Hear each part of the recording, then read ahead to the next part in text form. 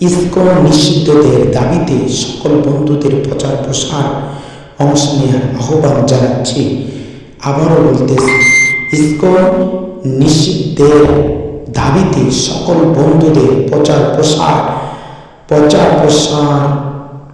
প্রচারণায় অংশ নেওয়ার আহ্বান জানাচ্ছি। শহীদ অ্যাডভোকেট সাইফুল ইসলাম আলিফ ছিলেন নও-মুসলিমদের আইনজীবী, তাকেই টার্গেট করেছে ইসকন। এটা বেশি বেশি শেয়ার করুন এবং ইসকনের ঠাঁই নাই বাংলার জমিনে। এটা সবাই একটু চিন্তা ফিকির করে যে যেখান থেকে আসেন ওখান থেকে সবাই নেমে যান আল্লাহর জন্য, আল্লাহর সন্তুষ্টির জন্য। আর ঘরে বসে থাকার কোনো সময় নেই। এখনই চলুন, রক্ত ঝরবে, তারপর নিষিদ্ধ করতে হবে।